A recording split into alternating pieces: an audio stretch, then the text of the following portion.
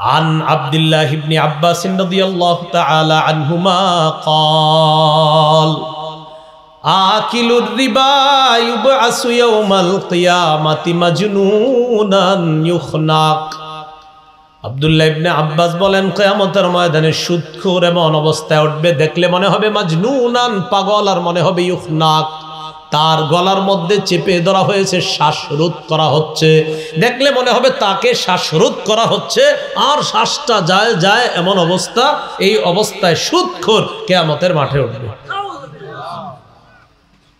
ওটার পর তারে কি বলা হবে দেখেন ক্বালুলি আকিলির রিবা খুসিলাহা কালিল হার আল্লাহর পক্ষ থেকে বলা হবে ও সুদখোর তুমি তোমার অস্ত্র নাও আমি আল্লাহর সাথে লড়াই করার জন্য সুদখোরকে বলবে অস্ত্র নাও আমার সাথে লড়াই করার জন্য সুদ তো খাইছো আমি না করছিলাম সুদ খাও না এরপরেও খেয়েছো তো নাও অস্ত্র নাও আমার সাথে লড়াই করো কিয়ামতের মাঠে এগুলো 3 নাম্বার 4 নাম্বার সুদখোর সুদের কারণে আল্লাহ পাক রব্বুল আলামিন তারে কিছু হালাল রিজিক তার কিসমতে রাখছে সুদি কারবারের কারণে এই হালাল রিজিক থেকেও বঞ্চিত হয় সুদখোর এই বেচারার জীবনে ভালো কিছু রাখছে মনে করেন কথার কথা তো এই লোকটা এমন এমন কাম করে যে কাজের কারণে ওই নিয়ামতগুলো আল্লাহ ছিনায় নেয় যা সূরা নিসার 160 161 নম্বর আয়াত মন দিয়ে শুনেন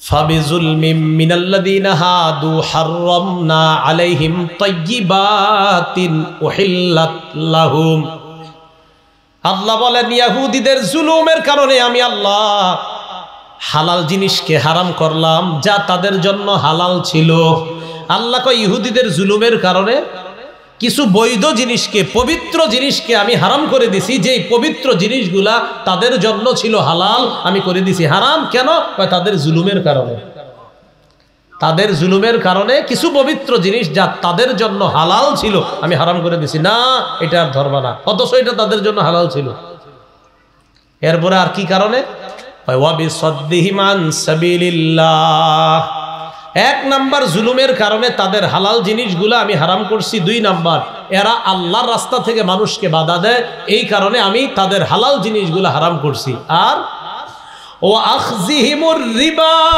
ওয়া কদনুহু সুদ গ্রহণ করার কারণে যে সুদ থেকে তাদেরকে নিষেধ করা হয়েছে এরপরেও তারা সুদ গ্রহণ করেছে এই সুদ নেওয়ার কারণে তাদের জন্য বৈধ জিনিসগুলা আমি অবৈধ করে দিছি কেন সুদ গ্রহণ করছে এদেরকে নিষেধ করা হয়েছে সুদ খাও না এরপরে সুদ খাইছে তা আমি আল্লাহ পবিত্র যেগুলো ছিল হারাম করে দিয়েছি যাও এগুলাও খাইবা না এই জন্য আল্লাহ নিয়ামত ছিনায় নাই সুদখোরদের কি নিয়ামত দেখবেন হঠাৎ বলবে আপনি যাও ছাড়া আর কিচ্ছু খাইবেন না তো এত সুদ খায় লাভ হইল কি যদি আপনারে বলে কোনোদিন যে আপনি এই যাওটা ছাড়া আর কিচ্ছু খাবেন না যে কথার কথা আপনি সুদি লেনদেনে আছেন হঠাৎ ডাক্তার বলল যে আপনার তো এই রোগ ধরা পড়ছে আপনি শুধুমাত্র এই যাও ছাড়া আর কিচ্ছু খাবেন না তো এত সুদ কই রাখবেন কত হালাল হালাল নিয়ামত ছিল আপনার জন্য ডাক্তার এখন কইছে খাবেন না ঠিকই আপনি আর খাবেন না কিন্তু ডাক্তার নিষেধ করছেন কেমনি খাবেন আসলে বিষয়টা না বিষয়টা ওই জায়গায় ঘটছে হালাল নিয়ামত এটা আপনার জন্য বরাদ্দ ছিল আপনার সুদি কারবারের কারণে এই হালাল নিয়ামত থেকে আপনি বঞ্চিত হচ্ছেন এগুলো 4 নাম্বার ভয়াবহতা 5 নাম্বার ভয়াবহতা সুদের কারণে এলাকায় গজব আসে কি আসে সবাই কি আর সুদ খায় বলেন কিছু মানুষ খায় পুরো এলাকার উপর গজব আসে আত-তারগীব ওয়াত তারহিব কিতাবের নাম 3 নাম্বার খণ্ড 69 নাম্বার পৃষ্ঠা এই জায়গায় আসছে ক্বালা রাসূলুল্লাহ সাল্লাল্লাহু আলাইহি ওয়াসাল্লাম ইযা যাহারাজ জিনা ওয়ার রিবা ফি ক্বরিয়া আল্লাহ নবী বলেন কোন এলাকার মধ্যে যখন 2টা অপরাধ বেড়ে যায় বলেন কয়টা 1 নাম্বার জিনা 2 নাম্বার সুদের কারবার কোন এলাকার মধ্যে যখন 2টা অপরাধ বেড়ে যায় 1 নাম্বার জিনা 2 নাম্বার সুদের কারবার ব্যভিচার আরেকটা হলো সুদের কারবার সুদ আর এখন গোপনে নাই মানুষ এখন প্রকাশ্যে সুদ খায় সুদ দিলে নে টাকা নিলে নিতে পারো সুদ দিবি নেবি নালে নাই শেষ ডাইরেক্ট তো নবীজি বলেন সুদ আর জিনা যে এলাকায় বাড়বে কদ আহাল্লু বিআনফুসিহিম আযাবাল্লাহ, এই মানুষগুলা ওই এলাকায় নিজেদের জন্য আল্লাহর আযাব বৈধ করে নেয়। আল্লাহ আযাব দিতে চায় নাই। আযাব কি কখনো বৈধ? আল্লাহর আযাবটা আমাদের এলাকার জন্য ছিল না, ওরা সুদি কারবার কইরা আল্লাহর আযাবকে ওরাই বৈধ করে নেয়। আল্লাহ আযাব দিবে না, কিন্তু ওরাই টাইনা নিয়ে আসে, জি দেন দেন আযাব দেন। এই জন্য এলাকায় ভালো মানুষগুলার উচিত হলো সুদ যারা খায় ওদেরকে বুঝানো, পায়ে ধরেন ভাই সুদ খায় না, আপনার কারণে আমগো উপরে গজব আসবে। ঠান্ডা মাথায় বলে দিবেন হয়তো সুদের কারবার ছেড়ে দেন ভাই, না আমগরে বাঁচানোর জন্য অন্য জায়গায় বাড়ি করে নাকি না, ঠিক কেমনে তো ওই জায়গায় গিয়েও তো সুদ খাবে, তো ওই এলাকার মানুষও তো বিপদে পড়বে। আপনারাই সোজা করবেন, আরেক জায়গায় পাঠাইলে তো সমস্যা, ভাইরাস। মানে আমি কইছি দিকে হ্যাঁ ঠিক, আরেক জায়গায় যাইতে তো ওই জায়গায় গিয়েও তো এই ভাইরাস ছড়াবে। এ হলো 5 নাম্বার, সুদি কারবারে যারা যুক্ত থাকবে তারা এলাকার জন্য আযাব বৈধ করে নেয়, আল্লাহ হেফাজত করেন। 6 নাম্বার, সুদের ভয়াবহতা। যে এলাকার মধ্যে সুদের কারবার বেড়ে যাবে ওই এলাকায় দুর্ভিক্ষ দেখা দিবে। আগে যেই পরিমাণ ফসল হইতো এখন আর হবে না। আগে কৃষক যেই পরিমাণ ধান পাইতো এই বছর আর পাবে না তেমন। আগে কৃষকের যখন বৃষ্টি দরকার ছিল আল্লাহ তখন বৃষ্টি দিত, এখন আল্লাহ দরকার অনুযায়ী বৃষ্টি দিবে না, অন্য সময় বৃষ্টি দিবে।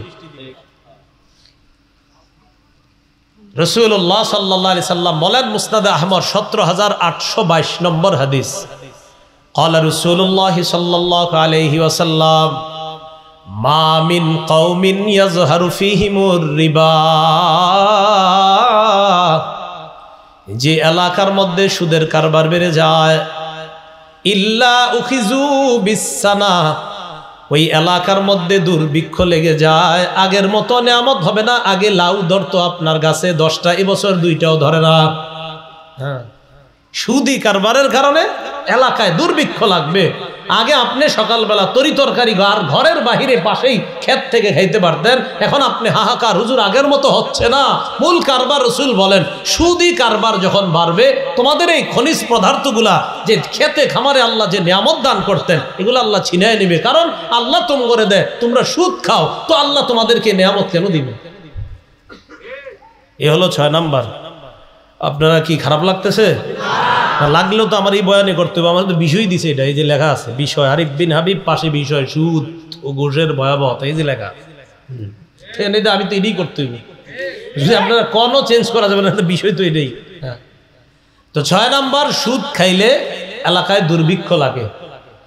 এই হাদিসে রাসূল বলছেন, ওমা মিন কওমিন ইয়াজহারু ফীহিমুর রিশা বা রসা, কোন এলাকার মধ্যে যদি ঘুষের কারবার বেড়ে যায়। কিসের কারবার? ইল্লা উখিজু বিররুবি, ওই এলাকার পালোয়ান ছেলেগুলাও কাপুরুষ হয়ে যায়। পালোয়ান ছেলেগুলা কাপুরুষ হয়ে যায়। হ্যাঁ, আগে মনে করে স্পৃহা ছিল, এই চলো ইসলামের কিছু কাজ করবো, হ্যাঁ খুব জোশের সাথে যাইতো, এখন না।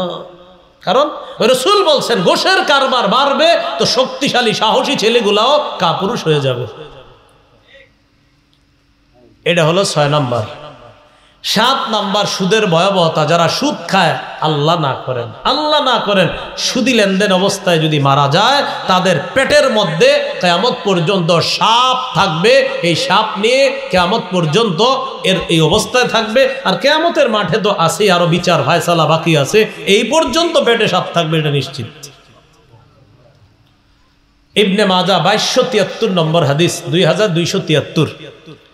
এই হাদিসের মধ্যে আসছে, قال رسول الله صلى الله عليه وسلم أتيت ليلة أسري بي على قوم, মেরাজের রাতে আমি যখন রওনা করলাম, এমন একদল মানুষের পাশ দিয়ে গেলাম, যাওয়ার পর তাদের দিকে তাকাইলাম, তাকায় দেখলাম বুতুনুহুম কাল বুয়ুত, তাদের পেটগুলা বিশাল বড় বাড়ির মতো।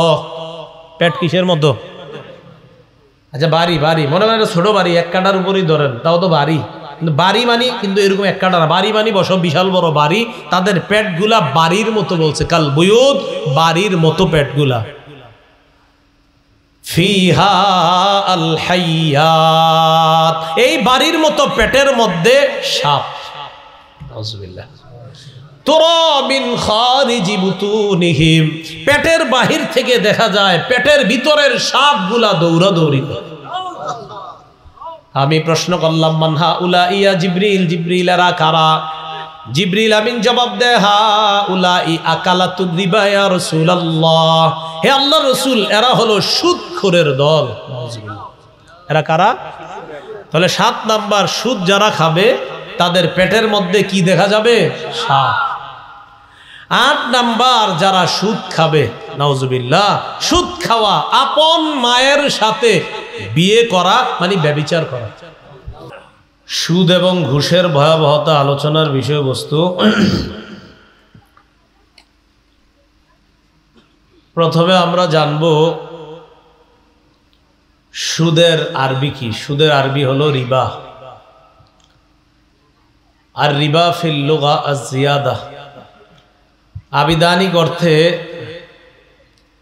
রিবা বলা হয় অতিরিক্ত। আবিধানিক অর্থে রিবা মানে অতিরিক্ত। আহকামুল কোরআন লিইবনিল আরবি, একটা কিতাব আছে আহকামুল কোরআন, ওখানে আসছে আর রিবা লা ইউকাবিলুহু ইওয়াজ। রিবা বলা হয় বা সুদ বলা হয় কুল্লু শাইইন লা ইউকাবিলুহু ইওয়াজ, প্রত্যেক এমন জিনিসকে যা কোনো বিনিময় ছাড়া পাওয়া যায় এটাকে বলা হয় রিবা। একটা হাদিসের কিতাব আছে আল জামিউস সগীর, এই কিতাবের 6318 নম্বর হাদিস। আলী ইবনে আবি তালেব রাদিয়াল্লাহু তাআলা আনহুর বর্ণনা, তিনি বলেন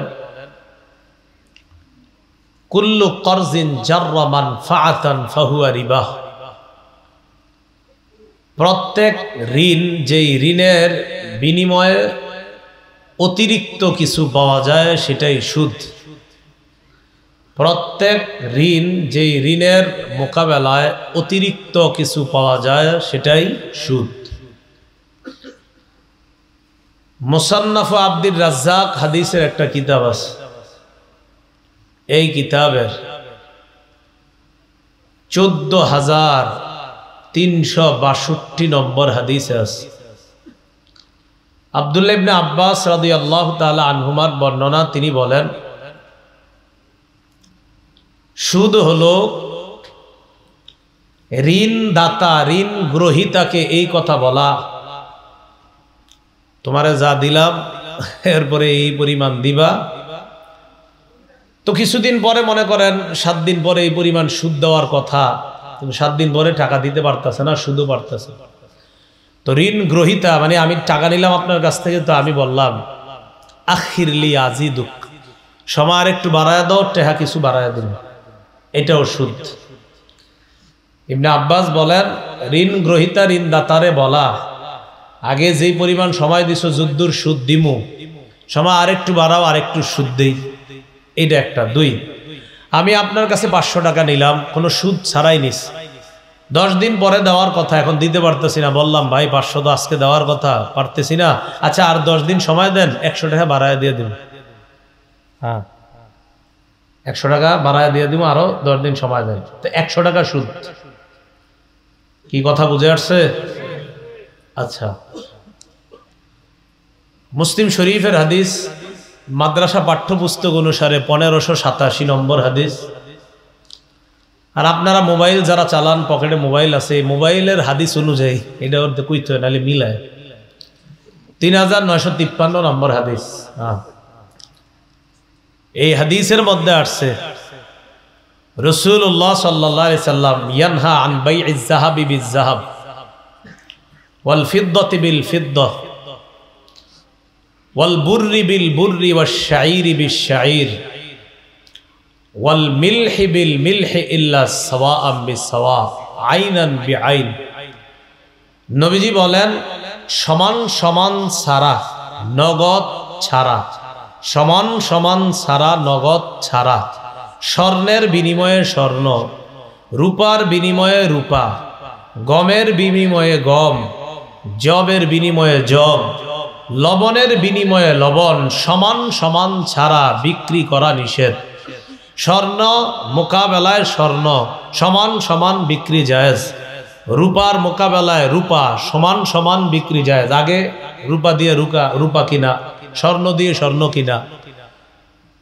তো আপনার গমের মোকাবেলায় গম, 1 কেজি গম, কথার কথা আপনি 1 কেজি গম যদি আমার থেকে ঋণ নেন 1 কেজি গমই দিবেন। আবার যদি আগে তো টাকা পয়সা ছিল না, মানুষ এইভাবেই করতো আপনার।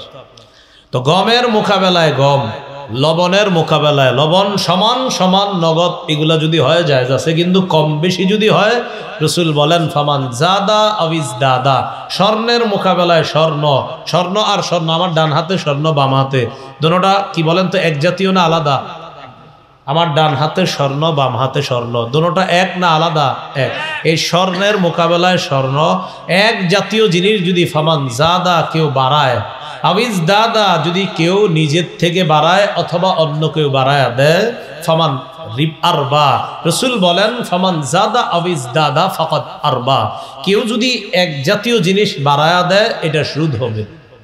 কি হবে বলেন তো? সুদ। স্বর্ণ স্বর্ণ সমান সমান হতে হবে, রূপা রূপা সমান সমান, গম গম সমান সমান, জব জব সমান সমান, লবণ লবণ সমান সমান। এবার বুখারী একটা বর্ণনা শোনেন। আমার ডান হাতের স্বর্ণ বাম হাতে রূপা, বলেন স্বর্ণ রূপা কি এক জাতীয় না আলাদা? সহিহ বুখারীর 2175 নম্বর হাদিস, রাসূলুল্লাহ সাল্লাল্লাহু আলাইহি সাল্লাম বলেন বিউজ যাহাবা বিল ফিদ্দা ওয়াল ফিদ্দাতা বিজ যাহাব। নবীজি বলেন তোমরা স্বর্ণের মোকাবেলায় রূপা, রূপার মোকাবেলায় স্বর্ণ বিক্রি করো, কাইফাশি তুম, যেমনে মন চায়, সমস্যা নেই। স্বর্ণের মোকাবেলায় রূপা অথবা রূপার মোকাবেলায় স্বর্ণ, মানে আলাদা জাতীয় জিনিস হইলে কম বেশি যেমনে পারো বিক্রি করো, সমস্যা নাই। এক জাতীয় জিনিস যদি হয়, এটা যদি কম বেশি হয় সুদ হবে। টাকা টাকা, 20 টাকা 20 টাকা, সেটা যেমনই হোক নাম টাকা, বলেন কি টাকা। টাকার মোকাবেলায় টাকা যদি বেশি হয়ে যায় সুদ হয়ে যাবে। ঠিক কথা বুঝছেন? হ্যাঁ বলেন। এখন অনেকে বলবে হুজুর টাকার মোকাবেলায় যদি 5 টাকা সিকি হয়, টাকা তো সিকির উপরে লেখা আছে দেখবেন 5 টাকা, সিকিতে লেখা আছে 5, এই তো টাকা। আরে বলেন সিকিতে কি লেখা? এখন অনেকে মাথা আইসেও পড়ছে হুজুর যদি পয়সা হয় ওনেও লেখা 1 টাকা, 5 টাকা, 20 টাকা, 200 টাকা। টাকার মোকাবেলায় টাকা যদি বেশি হয় সুদ হয়ে যাবে। তাহলে এবার আপনারা বলেন আমার ডান হাতে স্বর্ণ বাম হাতে স্বর্ণ সমান সমান বিক্রি, কম বেশি সুদ। আমার ডান হাতে স্বর্ণ বাম হাতে রূপা, কম বেশি বিক্রি জায়েজ, আলাদা। বুঝছেন নি কথাটা? এটাই রাসূল বললেন লা তাবিউজ যাহাবা বিজ যাহাব, স্বর্ণের মোকাবেলায় স্বর্ণ বিক্রি করো না সমান সমান ছাড়া, রূপার মোকাবেলায় রূপা বিক্রি করো না সমান সমান ছাড়া। হ্যাঁ, স্বর্ণের মোকাবেলায় স্বর্ণ এটা সমান সমান হতে হবে, রূপার মোকাবেলায় রূপা এটা সমান সমান হতে হবে। এবার নবী বলেন বিউজ যাহাবা বিল ফিদ্দা, রূপা দিয়ে স্বর্ণ বেচো অথবা স্বর্ণ দিয়ে যদি রূপা ক্রয় বিক্রয় করো, আমি আপনারে বললাম এই পরিমাণ স্বর্ণ দেন, বিনিময়ে এই পরিমাণ রূপা দিব, কাইফাশি তুম, নবী বলেন এখানে কম বেশি যেমনি করো জায়েজ। কারণ স্বর্ণ রূপা এটা এক জাতীয় না, এটা আলাদা। বোঝা গেল এক জাতীয় জিনিস এটা কম বেশি করে বিক্রি করা সুদ। তা আমাদের সমাজে তো বিক্রি না, ঋণ ঋণ। আপনারে আমি 1 ভরি স্বর্ণ ঋণ দিলে, কথার কথা স্বর্ণ ঋণ নিলেন টাকা পয়সা যখন ছিল না, আপনি 1 ভরি স্বর্ণই ফেরত দিতে হবে। আর একটু যদি বাড়ায়া বুড়ায়া দেন এটা সুদ হয়ে যাবে। আল্লাহ হেফাজত করুন। রাসূলুল্লাহ সাল্লাল্লাহু আলাইহি সাল্লাম বিদায় হজের ভাষণে কি বললেন? মুসলিম শরীফের বর্ণনা 2880 নম্বর হাদিস এবং 2840 নম্বর হাদিস, 2840 নম্বর হাদিস। এই হাদিসের মধ্যে আসছে নবীজি বলেন আলা কুল্লু শাইইন মিন আমরিল জাহিলিয়াতি তাহতা কদামাইয়া, শোনো মূর্খতার যুগের সমস্ত কিছু আমার 2 পায়ের নিচে। জাহিলি যুগের সব 2 পায়ের নিচে। ওয়ারিবাল জাহিলিয়াতি মাউদুউন, জাহিলি যুগের সুদি প্রথা এটাও মাউজু, এটা নিষিদ্ধ, এটা আমার পায়ের নিচে। জাহিলি যুগের সুদি প্রথা এটা যেন তোমাদের মধ্যে না আসে। বিদায় হজে রসুল বলে গেলেন জাহিলি যুগের সব আমার পায়ের নিচে, জাহিলি যুগের সুদের প্রথা এটাও আমার পায়ের নিচে। এই জাতীয় কাজ কারবার তোমরা করো না। তাহলে হাদিস থেকে আমরা সুদের পরিচয় জানলাম। খুব গুরুত্বপূর্ণ কিছু কথা আমরা এখন জানবো। দেখেন, আল্লাহ পাক রব্বুল আলামিন পবিত্র কোরআনের মধ্যে সুদ নিষেধ করেছেন, চাইটা কম হোক বেশি হোক। 100 টাকা ঋণের মোকাবেলায় 4 আনা পয়সাও যদি শর্ত করে নেন সুদ সুদ, সেটা কম হোক বেশি হোক। বলেন কম হোক বেশি হোক। আল্লাহ পাক রব্বুল আলামিন বলেন সূরা বাকারার 278 নম্বর আয়াত, ইয়া আইয়ুহাল্লাযীনা আমানুত্তাকুল্লাহ, হে ঈমানদারগণ আল্লাহকে ভয় করো। ওয়াযারু মা বাকিয়া মিনার রিবা ইন কুনতুম মুমিনিন, যদি তোমরা ঈমানদার হও তাহলে তোমরা সুদি কারবার ছেড়ে দাও। আপনারা এখানে যারা বসা, আমরা যারা বসা, আমরা ঈমানদার না? আওয়াজ হালকা হয়ে গেল কেন? ঈমানদার না? চিন্তা করতে হুজুর ঈমানদার হইলে যদি সুদ ছাড়তে হয় তাহলে না, নাকি? আল্লাহ বলছেন যদি ঈমানদার হও সুদি কারবার ছেড়ে দাও। আল্লাহ বলছেন যদি ঈমানদার হও সুদি কারবার ছেড়ে দাও। এবার আপনারা সবাই বলি একসাথে, বলেন বলেন আমরা সবাই, যদি ঈমানদার হও, বলেন সুদি কারবার ছেড়ে দাও।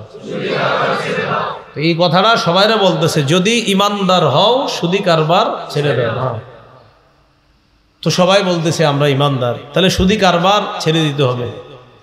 এখানে আল্লাহ কম বেশি বলে নাই, বলছে মা বাকিয়া মিনা রিবা, যতটুক সুদ, সুদ ছেড়ে দাও।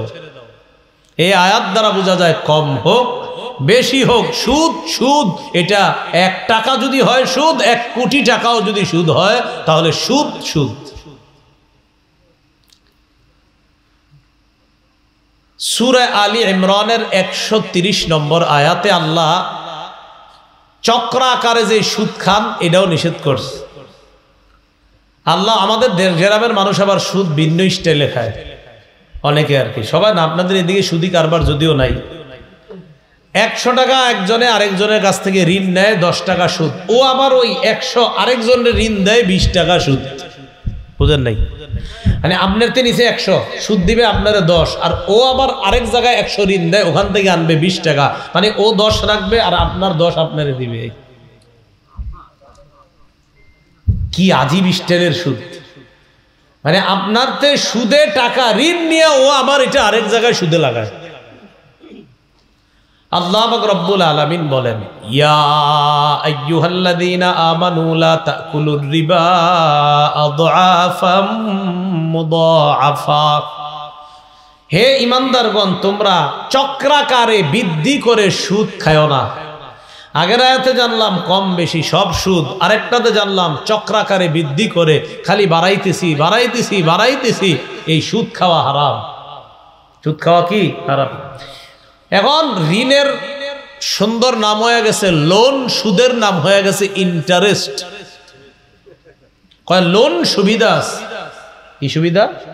মানে লোন মানি ঋণ সুবিধা। তো লোন মানি মানে সেখন মানুষ মাথায় আনে, মানে লোন মানি ইন্টারেস্ট, লোন মানি ঋণ, ইন্টারেস্ট মানি সুদ, এই আর কি।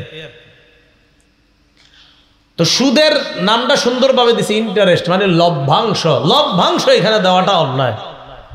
এখানে লভ্যাংশ মানে সুদ। এই সুদি পর্যায়ের যে লাভ হয় এটার নাম কি সুন্দরভাবে দেয় ইন্টারেস্ট। মানে ইন্টারেস্টটা দিলে মানে এটা একটা স্মার্টনেস আছে এখানে, যে না এটা আলাদা, যে লোন সুবিধা আছে এখানে আপনি মাসিক কিছু ইন্টারেস্ট দিতে হবে। এই লোন ঋণ আর ইন্টারেস্ট ওই সুদ। তো এটা আর কি সুন্দরভাবে কয়, মানে আপনি স্মার্ট ভাবে খাবেন তো সুদ, এই জন্য আপনাকে স্মার্ট ভাবে এটা শিখায়। আল্লাহ কয় ঈমানদারগণ তোমরা চক্রাকারে বৃদ্ধি করে সুদ খাও না। আপনারে লিখে দিবে এত বছর টাকা দিতে হবে, সাথে লোন দেওয়া হবে আপনাকে, এই লোন পরিশোধ করতে হবে এত, উইথ এত % ইন্টারেস্ট সহকারে।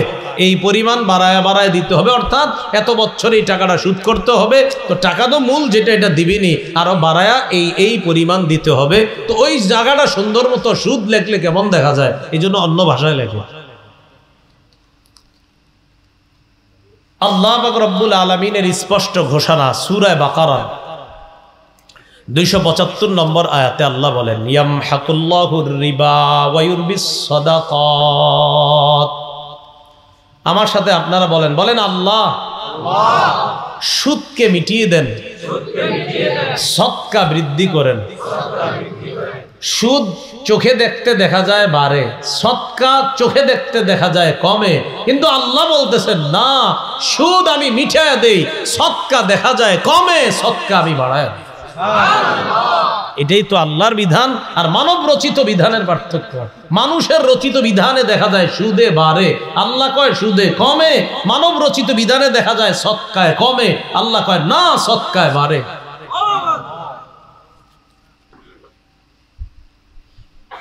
সূরা রুমের 39 নম্বর আয়াত আল্লাহ বলেন, ওয়ামা আতাইতুম মির রিবা লিয়ারবুয়া ফি আমওয়ালিন নাস ফালা ইয়ারবু ইনদাল্লাহ। তোমরা যে সুদ দাও মানুষকে, লিয়ারবুয়া ফি আমওয়ালিন নাস, মানুষের সম্পদের মধ্যে যেন বৃদ্ধি পায় এজন্য তোমরা মানুষকে সুদ দাও। ফালা ইয়ারবু ইনদাল্লাহ, তোমরা যে সুদ মানুষকে দাও মানুষের সম্পদ বাড়ার জন্য, ফালা ইয়ারবু ইনদাল্লাহ, এটা আল্লাহর কাছে বাড়ে না, তোমাদের চোখে বাড়ে। দেখেন কি কয়, তোমরা যে সুদ দাও মানুষের সম্পদ বাড়ার জন্য, লা ইয়ারবু ইনদাল্লাহ, এটা আল্লাহর কাছে বাড়ে না, এটা তোমগো চোখে বাড়ে। এবার পরে কি কয় দেখেন, ওয়ামা আতাইতুম মিন যাকাতিন তুরিদুনা ওয়াজহাল্লাহ, আর যে যাকাত তোমরা আল্লাহরে খুশি করার জন্য দাও, যাকাত 40 ভাগের 1 ভাগ সম্পদ দিলে আপনার 39 ভাগ থাকলো, 1 ভাগ গেল, তো চোখে দেখা যাচ্ছে আপনার 40 ভাগের 1 ভাগ সম্পদ চলে গেল। আল্লাহ কয় ফাউলাইকা হুমুল মুদঈফুন, এই মানুষগুলা যাকাত দিয়া তাদের সম্পদ আরো বৃদ্ধি করে। কি করে? যাকাতে তো কমে, আল্লাহ কয় না, মুদঈফুন, বৃদ্ধি করে। এটা বুঝবেন কেমনে? এটা বুঝার উপায় হলো, আপনি দান সদকা সব করতেছেন, আপনি দেখবেন যে আপনার মোটামুটি এই পরিমাণ ওষুধপাতি লাগতেছে না, হসপিটালে বেশি যাওয়া লাগতেছে না, আপনার ওই দিক দিয়ে কিছু টাকা লাগতেছে না, অমুক জায়গায় একটা জমিন নিয়ে ঝামেলা ছিল আপনার, এবছর যাকাত দেওয়ার কারণে ওই ঝামেলাটা এতদিন আপনি মাথায় আসছে যে এটা মিটাইতে গেলে 10 লাখ টাকা লাগবে, এবছর আপনি মাত্র 2-2.5 লাখ টাকা যাকাত দিছেন, কেমনে যেন আল্লাহ এটা সমাধান করে দিচ্ছে। তো এই জন্য আপনি এই বরকতগুলা চারপাশে তাকাইলে বুঝতে পারবেন যে যাকাতে দেখছো কমে, সদকায় দেখতেছো কমে, সুদে দেখতেছো বাড়ে। আল্লাহ কয় সুদ তোমাদের চোখে বাড়ে, আমি আল্লাহর কাছে বাড়ে না, সদকা তোমাদের চোখে কমে, আমি আল্লাহর কাছে বাড়ে। ভাই কথাগুলো বুঝে আসছে সবার? এবার আমরা এই এতক্ষণ যা জানলাম, মোটামুটি সুদের পরিচয় জানলাম, এক জাতীয় জিনিসে কিভাবে দিলে সুদ হয় এগুলা জানলাম, আমরা টাকার বিনিময়ে টাকা কম বেশি হওয়া সুদ জানলাম। এখন আমরা গুরুত্বপূর্ণ কিছু কথা জানবো যেগুলো আমাদের সবার জানা জরুরি। সুদের 16টা ভয়াবহতা জানবো। কয়টা? সুদের ভয়াবহতা কয়টা জানবো? 16টা। 1 নাম্বার সুদের ভয়াবহতা, সুদ খাওয়া মানে আল্লাহর রসুলের বিরুদ্ধে যুদ্ধের ঘোষণা দেওয়া। কার বিরুদ্ধে ঘোষণা দেওয়া? যুদ্ধের।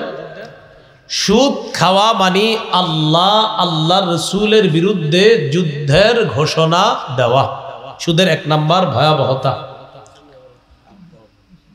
আল্লাহ পাক রব্বুল আলামিন সূরা বাকারার 279 নাম্বার আয়াতে আল্লাহ বলেন, ফাইল্লাম তাফআলু ফাযানু বিহারবিম মিনাল্লাহি ওয়া রাসূলিহি, আমি আল্লাহ তোমাদেরকে সুদ খাওয়া নিষেধ করার পরেও যদি তোমরা সুদ থেকে বিরত না হও, ফাযানু বিহারবিম মিনাল্লাহি ওয়া রাসূলিহি, তাহলে আল্লাহ এবং তার রাসূলের বিরুদ্ধে যুদ্ধের প্রস্তুতি নাও, যুদ্ধের ঘোষণা দাও। ফাজানু, আল্লাহ আল্লাহ রাসূলের বিরুদ্ধে যুদ্ধের ঘোষণা দাও, আল্লাহ আল্লাহ রাসূলের বিরুদ্ধে যুদ্ধের প্রস্তুতি নাও যদি তুমি সুদ খানা ছাড়তে না পারো।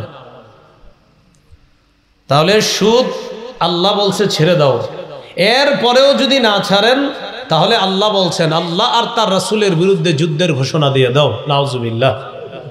বলেন আমরা ইমানদার, আমরা কি আল্লাহ আল্লাহ রাসূলের বিরুদ্ধে যুদ্ধের ঘোষণা দেওয়ার এই দুঃসাহসিকতা কখনো করতে পারি? আল্লাহ আমাদেরকে হেফাজত করে। তাহলে সুদ খাওয়া যাবে না। আরবের দুইটা গোত্র, এক গোত্রের নাম সাকিফ গোত্র, আরেক গোত্রের নাম মাখজুমি গোত্র। সাকিফ গোত্রের একটা এলাকার নাম বনু আম, মাখজুমি গোত্রের এক দলের নাম বনুল মুগীরা।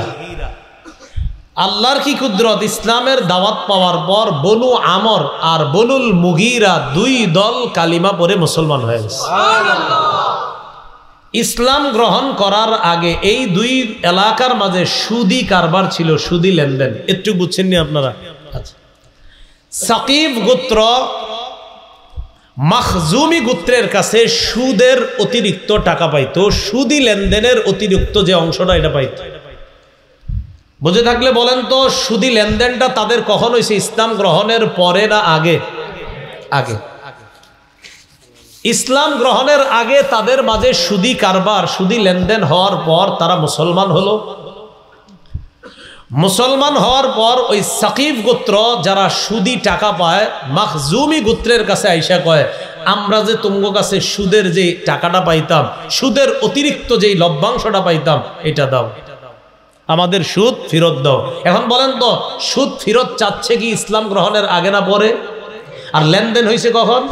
এই তো মাশাআল্লাহ। তাহলে সুদি লেনদেনটা হয়েছিল ইসলাম গ্রহণের আগে, আর সুদটা চাইতেছে এখন কখন? ইসলাম গ্রহণের পরে।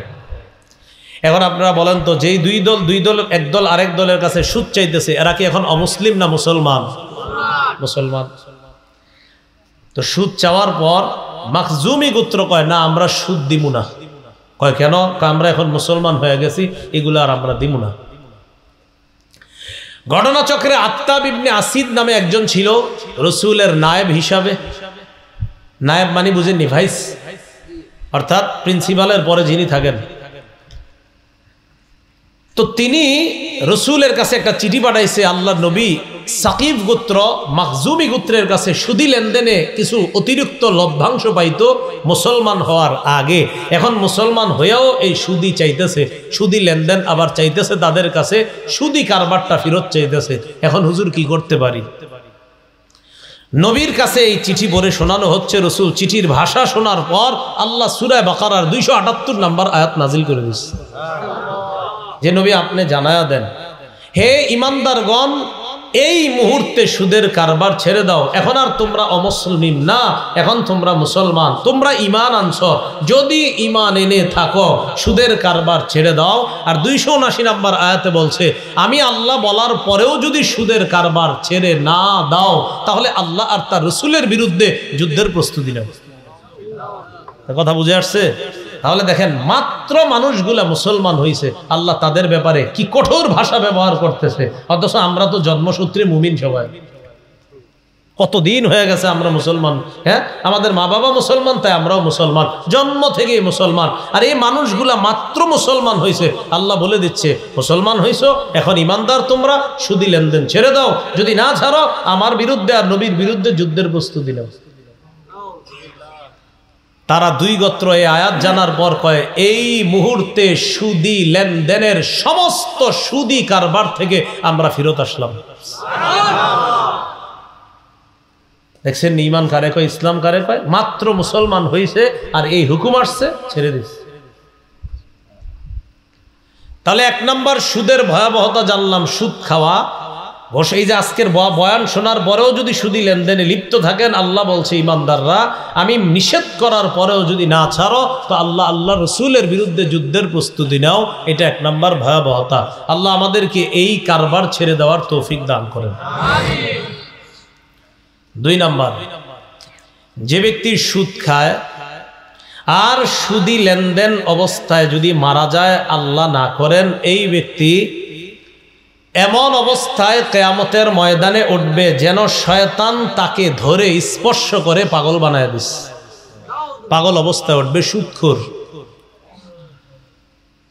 আল্লাহ পাক রব্বুল আলামিন সূরা বাকারার 275 নম্বর আয়াতে বলেন, আল্লাযীনা ইয়াকুলুনার রিবা, যারা সুদ খায়, লা ইয়াকুমুনা ইল্লা কামা ইয়াকুমুল্লাযী ইয়াতাখাব্বাতুহুশ শাইতানু মিনাল মাস, তারা এমন অবস্থায় কবর থেকে উঠবে যেন শয়তান তাদেরকে স্পর্শ করে পাগল বানিয়ে দেয়, এমন অবস্থায় তারা কবর থেকে উঠবে।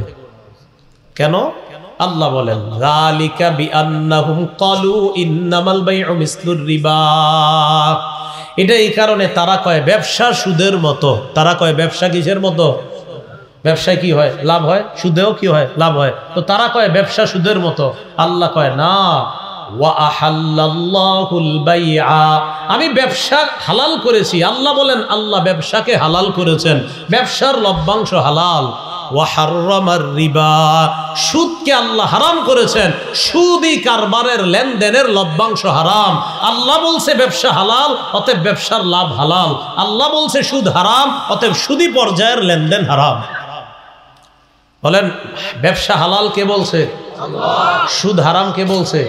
তাহলে ব্যবসার লেনদেনের লভ্যাংশ হালাল এই ঘোষণা কার?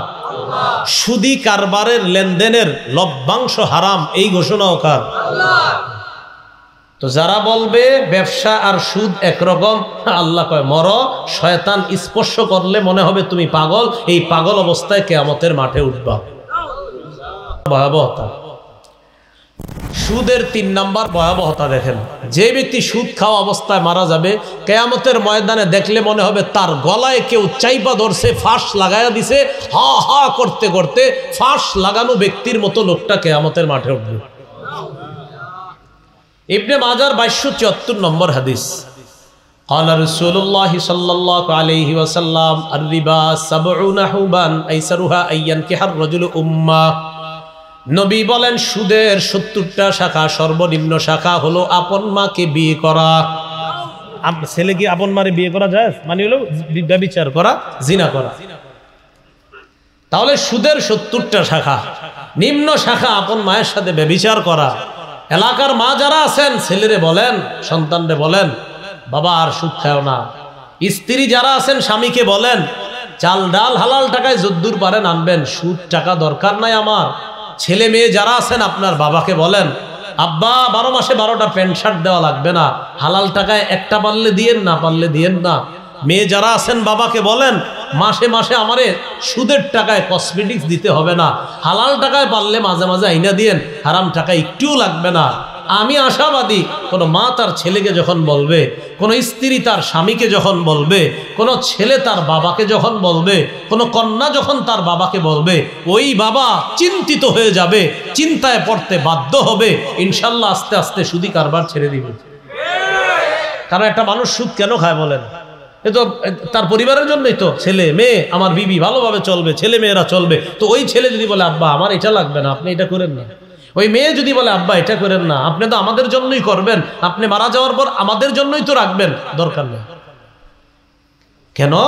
আপনার এই টাকা আপনার সন্তান যখন বড় হবে, রাসূলুল্লাহ সাল্লাল্লাহু আলাইহি সাল্লাম বলেন লা ইয়াদখুলুল জান্নাতা জাসাদুন গুজিয়া বিল হারাম, ওই শরীর জান্নাতে যাবে না যেই শরীরটা হারাম টাকায় লালিত পালিত হয়, হারাম টাকায় বড় হয়। আল্লাহ হেফাজত করেন। তাহলে 8 নাম্বার সুদ খাওয়া, আপন মায়ের সাথে ব্যভিচার করা। 9 নাম্বার সুদ ধ্বংসাত্মক অপরাধ। হাদিসে 7টা অপরাধ নবীজি বলেছেন, এই 7 অপরাধ মানুষরে ধ্বংস করে দেয়, এর মধ্যে একটা সুদ। কয়টা অপরাধ মানুষরে ধ্বংস করে? 7টা। সহিহ বুখারীর 2766 নম্বর হাদিস, এই হাদিসের মধ্যে আসছে قال رسول الله صلى الله عليه وسلم اجتنبوا السبع الموبقات, তোমরা ধ্বংসাত্মক অপরাধ থেকে বাঁচো, যেই অপরাধগুলা মানুষকে ধ্বংস করে দেয়, এই অপরাধ থেকে বাঁচো। এমন অপরাধ নবীজি বলেন 7টা ধ্বংসাত্মক অপরাধ থেকে তোমরা বাঁচো। ক্বালু ওয়া মা হুন্না ইয়া রাসূলুল্লাহ। সাহাবীরা প্রশ্ন করলেন, হুজুর 7টা অপরাধ কি আপনার কাছে জানতে চাই। আল্লাহ নবী বললেন, 1 নাম্বার আশ-শিরকু বিল্লাহ, আল্লাহর সাথে শিরিক করা। 2 নাম্বার আস-সিহরু, জাদু করা। 2 নাম্বার কি করা? জাদু। এই কাজ করেন না, ভুলো কোনো মানুষে করবেন না। জাদু করেন না, জাদু করে একটা মেয়ের বিয়ে বন্ধ করে দিচ্ছেন, এইগুলো করবেন না। একটা মেয়ের আপনার পছন্দ, আপনার সাথে বিয়ে হবে না বলে এই মেয়েরা আপনি জাদু করে বন্ধ করেন। মিয়া আপনি তো নির্লজ্জ, এর বিয়ে করতে পারেন না তো আপনার ব্যর্থতা, আপনি জাদু করেন কেন? মেয়ের বিয়ে করতে পারবে না তো জাদু করতে হবে নাকি? 8 বছর 10 বছরটা মেয়ের বিয়ে হচ্ছে না কেন? এই মেয়েটা দেখতে শুনতে সব ঠিক আছে, কিন্তু মেয়ের বিয়ে হচ্ছে না। ওই পরে জানা যায় মেয়েটাকে সেহের করা হয়েছে, জাদু করা হয়েছে। এইসব কাজ করবে না, ইমান বিধ্বংসী কাজ। 2 নাম্বার জাদু করা, 1 নাম্বার শিরিক করা, 2 নাম্বার জাদু করা। 3 নাম্বার ওয়া কাতলুন নাফসিল্লাতী হারামাল্লাহু ইল্লা বিল হক, অন্যায় ভাবে কাউকে হত্যা করা। 4 নাম্বার ওয়া আকলুর রিবা, সুদ খাওয়া। দেখছেন এই যে সুদ খাওয়া। 4 নাম্বার কি খাওয়া? সুদ। 5 নাম্বার ওয়া আকলু মালিল ইয়াতীম, এতিমের মাল ভক্ষণ করা, এতিমের সম্পদ ভক্ষণ করা। আপনার ভাই মারা গেছে, মারা যাওয়ার পর আপনার ভাতিজা ভাতিজি 3 জন আছে, আহারে নাবালেগ বাচ্চা। ভাই মারা যাওয়ার পর ভাতিজা ভাতিজির সম্পদগুলা আপনি কেমনি খাইবেন এই টেনশনে আপনার ঘুমায় না। এখন আপনি আস্তে আস্তে আস্তে আস্তে কলমের খোঁচা বোঝানো শুরু করছেন এদেরকে। একদিন কলমের খোঁচা দিয়ে সম্পদগুলো আপনার নামে নিয়ে নিয়েছেন, আপনি খুব সফল না? মরার সাথে সাথে দেখবেন আল্লাহ বলছেন, ইন্নামা ইয়াকুলুনা ফি বুতুনিহিম নারা, পেটের মধ্যে সম্পদ ঢুকাও নাই, আগুন ঢুকাইছো। আগুন কি ঢুকাইছে? হ্যাঁ, আল্লাহ বলেন, ইন্নাল্লাযীনা ইয়াকুলুনা আমওয়ালাল ইয়াতামা যুলমা, যারা এতিমের সম্পদ ভক্ষণ করবে, জুলুম করে, ইন্নামা ইয়াকুলুনা ফি বুতুনিহিম নারা, তারা পেটে আগুন খায়। আগুন খায়, এই আগুন মানে জাহান্নামের আগুন খায়। তাহলে 5 নাম্বার আকলু মালিল ইয়াতিম, এতিমের সম্পদ ভক্ষণ করা ধ্বংসকারী অপরাধ। 6 নাম্বার তাওয়াল্লি ইয়াউমাজ জাহফি, জিহাদের ময়দান থেকে পলায়ন করা। 7 নাম্বার ওয়াকসফুল মুহসানাতিল মুমিনাতিল গাফিলাত, সতী সাদী মুমিন নারীর উপর মিথ্যা অপবাদ দেওয়া। এটা মেয়ে ভালো, তার উপর মিথ্যা অপবাদ দেওয়া। সতী মুমিন, একদম সতী সাদী মুমিনা একজন নারীর উপর আপনি মিথ্যা অপবাদ দিয়ে দিলেন, এটা অন্যায়। দেখেন তো এই 7টা ধ্বংসকারী অপরাধের মধ্যে সুদের কথা আসেনি তো। সুদ 7 ধ্বংসকারী অপরাধের মধ্যে সুদও একটা। এটা রসুল বললেন 7টি ধ্বংসাত্মক অপরাধ থেকে বাঁচো। এর মধ্যে রসুল 4 নম্বরে বললেন আকলুর রিবা, সুদ খাওয়া মানে হলো ধ্বংস করে দেওয়া, তুমি নিজের জীবনটা ধ্বংস করা। আল্লাহ হেফাজত করো। সুদের ভয়াবহতা 10। যে ব্যক্তি সুদ খায়, এই ব্যক্তি কিয়ামত পর্যন্ত রক্তের নদীতে সাঁতার কাটবে। এক তো পেটে সাপ থাকবে, আর এক তো রক্তের নদীতে সাঁতার কাটবে। সহিহ বুখারীর 2085 নম্বর হাদিস। ফজরের নামাজ পড়ছে নবীজি, পড়ার পর সাহাবীদের দিকে ফিরে বসছে। আমাদের ইমাম সাহেবরা বসে না এরকম ফজরের পরে, 1 2 কয়েছি, মানে ফজর পরে যে কয়েকজন, এই কয়েকজন কয়েছি, এটা সত্যি কথাই তো। মানে ফজর তো পরে কম, এই জন্য জিয়ের আওয়াজ কম। এটা একটা সহজ বিষয় কিন্তু বুঝাটা। অনেকের মাথায় এসে আমরা তো জানি না কিমনে কি হয়, কারণ তো ফজরই তো জানা বিষয়টা একদম। আমি যখন বললাম ইমাম সাহেব বসেনি, এই 2 1 জন কয় জি, মানে বিষয়টা একদম স্পষ্ট। হুজুর ফজরে আমরা যাই তো 5 জন, তাই 5 জনে বলছি জি। ফজরের নামাজের পর রসুল ফিরে তাকাইছে, তাকানোর পর সাহাবীদেরকে বললেন, মাঝে মাঝে জিজ্ঞাসা করতেন, কেউ স্বপ্ন টপ্ন দেখছো কোনো? তো কেউ দেখলে বলতেন দেখছি, বা কেউ যদি বলতেন না দেখি নাই। তো নবীজি কয়, শোনো, কালকে রাত্রে আমি একটা ঘটনা দেখছি, তোমাদেরকে শোনাই। লম্বা একটা ঘটনা শোনাইছে। এর মধ্যে সহিহ বুখারীর 2085 নম্বর হাদিসে সংক্ষেপে আনছে বর্ণনা। নবীজি বলেন, 2 জনের সাথে আমি চলতে লাগলাম, যাইতে যাইতে হাত্তা ইদা আতাইনা আলা নাহরিন, হাত্তা আতাইনা আলা নাহরিন, একটা নদীর কাছে গেলাম। কিসের কাছে? পুকুর না, নদী। নদীর কাছে যাওয়ার পর ওই নদীর দিকে তাকায় দেখলাম নাহরিম মিন দাম, নদীটা রক্তের। কিসের? আমি আশ্চর্য হয়ে নদীর মাঝখানে তাকাইলাম, তাকায় দেখি ফিহি রাজুলুন কাইম, রক্তের নদীর মধ্যে এক ব্যক্তি দাঁড়িয়ে আছে। ওয়া আলা ওয়াসতিন নাহরি রাজুলুন বাইনা ইয়াদাইহি হিজারা, নদীর সাইডে তাকাইলাম, কিনারায় তাকাইলাম, নদীর পারে দেখি আরেকজন দাঁড়ায় আছে, তার সামনে পাথর আর পাথর। তাহলে দৃশ্যটা কি? নদীর মাঝখানে একজন, নদীর কিনারায় একজন, যিনি কিনারায় তার সামনে পাথর, যিনি নদীর মাঝখানে তিনি একা একা। নদীটা কিসের? পানির না রক্তের? আমি তাকায় রয়েছি, হঠাৎ আমি দেখি ফাকবালাল্লাযী ফিন-নাহরি, রক্তের নদীর মধ্যে যেই লোকটা, এই লোকটা কিনারার দিকে রওনা করছে। এবার আমি তাকায় দেখলাম কিনারার মধ্যে দাঁড়িয়ে আছেন যিনি পাথর নিয়ে, তিনি পাথর নেওয়ার পর রবা বিহাজারিন ফিহি, একটা পাথর নেওয়ার পর নদীর মাঝখানের লোকটা যখন কিনারার দিকে আসতে চায় তার মুখ বরাবর পাথর মারে, মুখ বরাবর পাথর মারে। পাথর মারলে রদ্দাহু হাইসু কানা, এক পাথর লাগে আবার নদীর মাঝখানে চলে যায়। তো পাথর লাগলে রক্ত বের হয় না, এই রক্তে পুরা নদীর কালার রক্ত হয়ে গেল। আমি জিবরিল আমিন, আমার পাশে মিকাইল, এদেরকে জিজ্ঞাসা করলাম ঘটনা কি, এই লোক কে, এটা কে? জিবরিল আমিন বলে, ইয়া রাসূলুল্লাহ, এই লোকটা হলো আকিলুর রিবা, সুদখোর। কিয়ামত পর্যন্ত ওরে এইভাবে পাথর মারবে আর ও খালি নদীর কিনারায় আসবে, কিয়ামতের আগে কখনো কিনারায় আসতে পারবে না, বারবার পাথর খাবে আর মাঝখানে যাবে। এ হলো 10 নাম্বার ভয়াবহতা সুদের। সুদের 11 নাম্বার ভয়াবহতা, যে ব্যক্তি সুদ খায়, সুদ না ছাড়ার পর্যন্ত তার উপরে 24টা ঘন্টা আল্লাহর রসুলের অভিশাপ চলতে থাকে। নাসাই শরীফ 5103 নম্বর হাদিস, আন্না রাসূলুল্লাহি সাল্লাল্লাহু আলাইহি ওয়াসাল্লাম লাআনা আকিলার রিবা ওয়া মুকিলা ওয়া কাতিবা, আল্লাহর রসুল সুদখোরকে অভিশাপ দেয়, ওয়া মুকিলা, যে সুদ দেয় তারে অভিশাপ দেয়, যে সুদ খায় তারে অভিশাপ দেয়, ওয়া কাতিবা, যে সুদের কারবার লেখে তারেও রসুল অভিশাপ দেয়। বলেন তো এটা আমার সাথে, যে কি লেখে? আরো জোরে বলেন, কি লেখে? একদম আওয়াজ দিয়ে বলেন, কি লেখে? সুদের কারবার। হ্যাঁ, এটা মাথায় রেখে চিন্তা করবেন কোন জায়গায় চাকরি নিবেন আর না নিবেন। সুদের কারবার যে লেখে তার উপর আল্লাহ রসুলের অভিশাপ। তাহলে কি জানলাম? 11 নাম্বার, সুদ যে খায়, সুদ যে দেয়, সুদের কারবার যে লেখে তার উপর আল্লাহ রসুলের অভিশাপ। অন্য বর্ণনায়, পরের বর্ণনায় আসছে ওয়া শাহিদা, সুদের সাক্ষী যে দিবে তার উপর রসুলের অভিশাপ। এলাকার 4-5 জনরে নাস্তা করাইবে সকালে, হয় তোমরা এইসব 3-4 জন গেছে। তো এলাকার মানুষ তো সহজ সরল মানুষ, গেছে সকালবেলা, শীতকাল, চাদর গায়ে দিয়ে নাস্তার দোকানে গিয়ে দেখে একটা ডিম, 3-4টা পরোটা। তো খাওয়াইছে, খাওয়াই কি লেগে আনছেন? আরে ওরে 5 লাখ টাকা ঋণ দিন, এই জন্য তোদেরকে সাক্ষী রাখি। তো সাক্ষী রাখছে, রাখার পর কয় ঠিক আছে 5 লাখ দিলাম 1 বছর পরে, তো 6 লাখ দিয়ে দিন 1 বছর। 5 লাখ ঋণ দিল, 1 বছর পরে 6 লাখ, সুদ কত?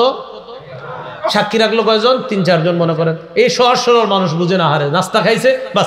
এই যে আপনি শুধু 30-40 টাকার নাস্তা খাইছেন, অত সুদের টাকাটা ধরলেনও না, খাইলেনও না, এই শুধু সাক্ষী দেওয়ার কারণে আল্লাহ রসুলের অভিশাপ আপনাদের উপর চলছে। এই জন্য সুদের সাক্ষী হবেন না। 12 নাম্বার, সামান্য 1 দিরহাম পরিমাণ সুদ খাওয়া মানে 36 বার জিনা করার চেয়ে বড় অপরাধ। মুসনাদে আহমদ হাদিসের কিতাব 22,007 নম্বর হাদিস। এই হাদিসের মধ্যে আসছে দিরহামু রিবান, সামান্য পরিমাণ সুদ খাওয়া, ইয়াকুলুহুর রিবা ওয়া হুয়া ইয়ালাম, জেনে শুনে সামান্য সুদ খাওয়া, আসাদ্দু মিন 36 জিনা, 36 বার জিনা করার চেয়ে বড় অপরাধ। 13 নাম্বার, আল্লাহ না করেন যে ব্যক্তি সুদী লেনদেন অবস্থায় মারা যাবে, দোয়া করে এরকম অবস্থায় কেউ মারা না যান। যদি মারা যায়, রসুল বলেন আল্লাহর হক তাকে জান্নাতে না দেওয়া। মানে এটা আল্লাহর হক হয় না যে ভাই আপনার কর্তব্য হলো আপনি এটা না করা। রসুল বলেন যে আল্লাহর হক করে জান্নাত না দেওয়া। রাসূলুল্লাহ সাল্লাল্লাহু আলাইহি সাল্লাম বলেন, আল মুস্তাদরাক লিল হাকিম হাদিসের কিতাব 2260 নম্বর হাদিস, قال رسول الله صلى الله عليه وسلم أربع حق على الله الله يدخلهم الجنة ولا يذيقهم نعيمها। 4 ব্যক্তিকে জান্নাত না দেওয়া আল্লাহর হক। কয় ব্যক্তি? 4। 1 নাম্বার মুদমিনুল খামরি, যে মদ পান করে, মদ খায় সারা জীবন, আর ওই মদ্যপ অবস্থাতেই সে মারা গেছে, মদ খাইতে গিয়ে মরে গেছে। 2 নাম্বার ওয়া আকিলুর রিবা, সুদখোর। সুদি লেনদেনে মারা গেছে। 3 নাম্বার ওয়া আকিলু মালিল ইয়াতীম, এতিমের সম্পদ অন্যায়ভাবে ভক্ষণকারী। 4 নাম্বার ওয়াল আকুল লিওয়ালিদাইন, পিতা মাতার নাফরমান সন্তান। এই 4 জনকে জান্নাত না দেওয়া আল্লাহর হক। এই গেল সুদের 13 নাম্বার ভয়াবহতা। সুদের 14 নাম্বার ভয়াবহতা। সুদ যেই এলাকায় বাড়বে বুঝবেন কিয়ামতের ভয়ঙ্কর একটা আলামত শুরু হয়ে গেছে। তো সুদ কি শুরু হবে না চলছে? চলছে। আত-তারগীব ওয়াত-তারহিব কিতাবের নাম, 3 নাম্বার খণ্ড 70 নম্বর পৃষ্ঠা। ক্বালা রাসূলুল্লাহ সাল্লাল্লাহু আলাইহি ওয়াসাল্লাম বাইনা ইয়াদাই সাআ ইয়াজহারুর রিবা ওয়াজ-জিনা ওয়াল খাম। রাসূল বলেন কিয়ামতের আগে 3টা জিনিস খুব বাড়বে। জিনা বাড়বে, সুদ বাড়বে, মদ বাড়বে। জিনা বাড়বে, সুদ বাড়বে, মাদক বাড়বে। এই মদ মানে খালি মদ বুঝেন না, গাঁজাও, গাঁজা গাঁজা। এলাকায় গাঁজা খান না? গাঁজা, গয়ের উপরে একটা চন্দ্রবিন্দু আছে, এই জন্য বললাম গাঁজা। এই গাঁজাও আছে এটাতে, কি আছে? সবাই মনে করে ভালো মদ, ওই যে চিপা চুপায় রিক্সার পিছনে বসে বসে গাঁজা খান না গ্রামগঞ্জে, এটাও হিরোইনও চলে। তো আরো এই তো হিরোইন বলেন, গাঁজা বলেন, ফেন্সিডিল বলেন, মাদক দ্রব্য, নেশা জাতীয় দ্রব্য যা আছে এগুলা বাড়বে। এগুলো হ্যাঁ ইয়াবা, এই তো মাশাআল্লাহ আরো আসতেছে অনেক নাম। এইগুলা এই 14 নাম্বার। 15 নাম্বার সুদে। তাহলে 14 নাম্বার জানলাম 3টা জিনিস বাড়বে, এর মধ্যে একটা সুদ। সুদ বাড়বে, জিনা বাড়বে, আর আপনার মাদক দ্রব্য বাড়বে। 15 নাম্বার সুদের ভয়াবহতা। কিয়ামতের আগে রাসূল সাল্লাল্লাহু আলাইহি সাল্লাম বলেন সব মানুষ এমন একটা জামানা আসবে সবাই সুদি কারবারে স্বেচ্ছায় অনিচ্ছায় হলেও জড়িয়ে পড়বে। এটা আবার কি কইল? হ্যাঁ দেখেন কি কয়। আবু দাউদ শরীফের 3331 নম্বর হাদিস। ক্বালা রাসূলুল্লাহ সাল্লাল্লাহু আলাইহি ওয়াসাল্লাম লা ইয়াতিয়ান্না আলান নাসি জামান লা ইয়াবকা আহাদুন ইল্লা আকালার রিবা। আল্লাহর নবী বলেন এমন একটা জামানা আসবে যে জামানায় কেউ বাকি থাকবে না, সবাই মিছিল দিয়ে সুদ খাবে। তো সবাই তো খায় না। তো নবীজি বলেন ওয়া ইল্লাম ইয়াকুলহু, যদিও ডাইরেক্ট না খায়, যদিও ডাইরেক্ট না খায়, নবীজি বলেন যদিও ডাইরেক্ট না খায়, এই লোকের কাছে যদিও ডাইরেক্ট সুদের কারবার না করে ডাইরেক্ট না খায়, ওই লোক সুদের হাওয়া তার গায়ে লাগবে।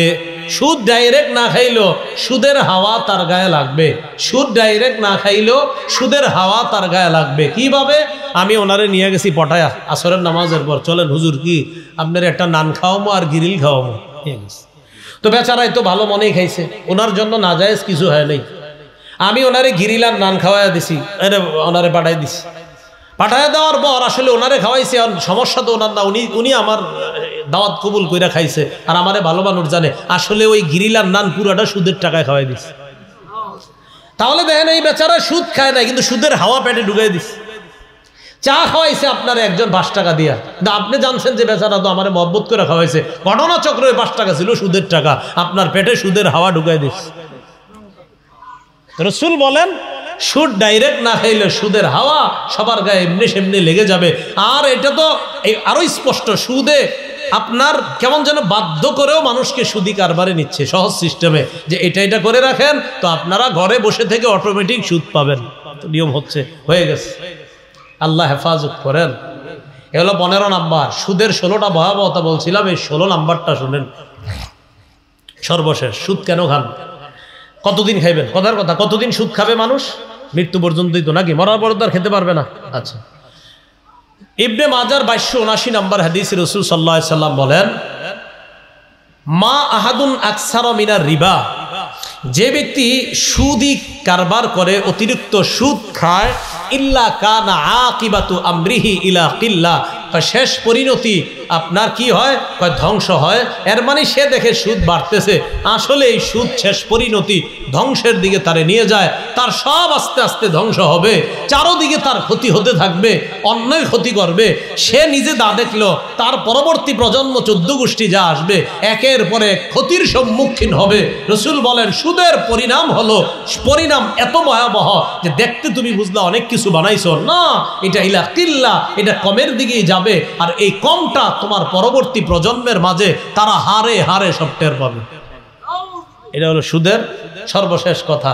রসুল বলেন মানুষ দেখে সুদ বাড়ে, মা আহাদুন আকসারা মিনার রিবা, মানুষ সুদে টাকা বাড়ায়। রসুল বলে ইল্লা কানা আকিবাতু আমরিহি, তার শেষ পরিণত হবে ইলা কিল্লা, আসলে এটা কমবে, এটা বাড়বে না। তাহলে সুদের কয়টা ভয়াবহতা জানলাম? 16টা। বুঝতে পারবেন নি কেউ? আচ্ছা আমি কই শুনেন। 1 নাম্বার, সুদ খাওয়া মানে হলো আল্লাহ রসুলের বিরুদ্ধে যুদ্ধের 279 নম্বর আয়াত। 2 নাম্বার, সুদ খাওয়া কিয়ামতের ময়দানে পাগল অবস্থায় ওঠা, সূরা বাকারা 275 নম্বর আয়াত। 3 নাম্বার, সুদ খাওয়া কিয়ামতের ময়দানে শ্বাসরোধ অবস্থায় ওঠা, ওমদাতুত তাফসির 1 নাম্বার খণ্ড 330 নম্বর পৃষ্ঠা। 4 নাম্বার, সুদ খাওয়া মানে হলো হালাল নেয়ামত থেকে বঞ্চিত হওয়া, সূরা নিসা 160-161 নম্বর আয়াত। 5 নাম্বার, সুদ খাওয়া এলাকার জন্য আযাব বৈধ করা, আত-তারগীব ওয়াত-তারহিব 3 নাম্বার খণ্ড 69 নম্বর পৃষ্ঠা। 6 নাম্বার, সুদ খাওয়া মানে এলাকায় দুর্ভিক্ষ লাগা, মুসনাদে আহমদ 17822 নম্বর হাদিস। 7 নাম্বার, সুদ খাওয়া মানে পেটের মধ্যে সাপ ঢুকানো, ইবনে মাজাহ 2273 নম্বর হাদিস। 8 নাম্বার, সুদ খাওয়া আপন মায়ের সাথে ব্যভিচার করা, ইবনে মাজাহ 2274 নম্বর হাদিস। 9 নাম্বার, সুদ খাওয়া নিজের ধ্বংস করা, আখেরাত ধ্বংস করা, সহিহ বুখারী 2766 নম্বর হাদিস। 10 নাম্বার, সুদ খাওয়া কিয়ামত পর্যন্ত রক্তের নদীতে সাঁতার কাটা, সহিহ বুখারী 2085 নম্বর হাদিস। 11 নাম্বার, সুদ খাওয়া, সুদ দেওয়া, সাক্ষী দেওয়া, লেখা, রসুলের অভিশাপ হওয়া, নাসাই 5103 নম্বর হাদিস। 12 নাম্বার, সামান্য সুদ জেনে শুনে খাওয়া, 36 বার জিনার চেয়ে বড় অপরাধ করা, মুসনাদে আহমদ 22007 নম্বর হাদিস। 13 নাম্বার, সুদ খাওয়া অবস্থায় মারা যাওয়া, আল্লাহর হক তারে জান্নাত না দেওয়া, আল মুস্তাদরাক লিল হাকিম 2260 নম্বর হাদিস। 14 নাম্বার, সুদ খাওয়া কিয়ামতের আগে এটা বৃদ্ধি পেয়ে যাবে 3টা অপরাধ, সুদ, জিনা আর মদ। সহিহ বুখারী ইবনে মাজাহ 2279 2273 এগুলোতেও আছে। আত-তারগীব ওয়াত-তারহিব 3 নম্বর খণ্ড 70 নম্বর পৃষ্ঠা আছে। কিয়ামতের আগে 3টা অপরাধ বাড়বে। 15 নাম্বার, সুদ খাওয়া মানে হলো আপনি দেখতেছেন এটা বাড়বে, আসলে শেষ পরিণতি এটা কি হবে বলেন তো? কমবে। আর আরেকটা গুরুত্বপূর্ণ যেটা ছিল আপনার 16 নাম্বার, ওটা 15 নাম্বারে ছিল, 16 বলতে পারেন। কিয়ামতের আগে মানুষ এমন একটা সময় অতিক্রম করবে, সবাই মিছিল দিয়ে সুদ খাবে, না খাইলেও সুদের হাওয়া তার গায়ে লাগবে। আবু দাউদ শরীফ 3331 নম্বর হাদিস। এই 16টা ভয়াবহতা আমরা জানলাম।